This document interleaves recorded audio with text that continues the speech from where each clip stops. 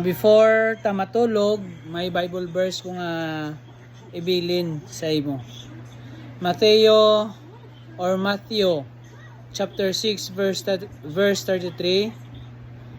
The key to success is put God first. So, mga utog dra kay Kristo, kung successful ka man karon or kung gusto ka maging successful, ginuna mo ang Ginoo or unahon mo ang Ginoo.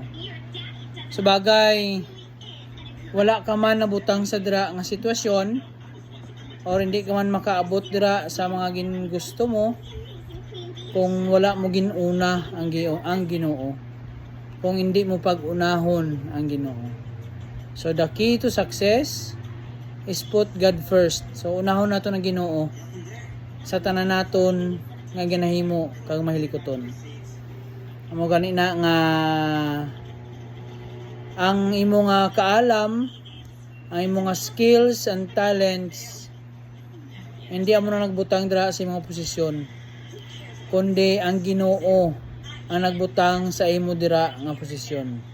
Tandaan mo na, ang Ginoo ang nagbutang dira sa imo. Hindi tungod kay bright ka, hindi tungod kay may skills ka, hindi tungod kay may talent ka. Tungod kay ang Ginoo hara sa imo. Tungod ang Ginoo ang nagapanag-iya sa tanan nga butang. Tandaan nato na, ang Ginoo ang kabalo sa tanan. So, by the grace of God, ginbutang niya kadira tungod para ina sa imo.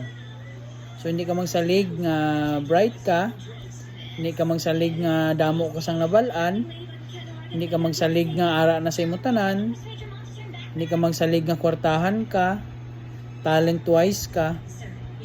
Ang tandaan mo lang, ang Ginoo ang nag-provide sang tanan kung ano ang ara sa imo karon.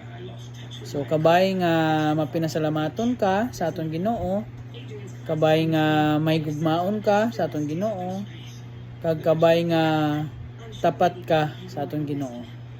Tungod ang blessing kag pagbendisyon sunod-sunod gina sa imong kinabuhi kung ara ka sa aton Ginoo.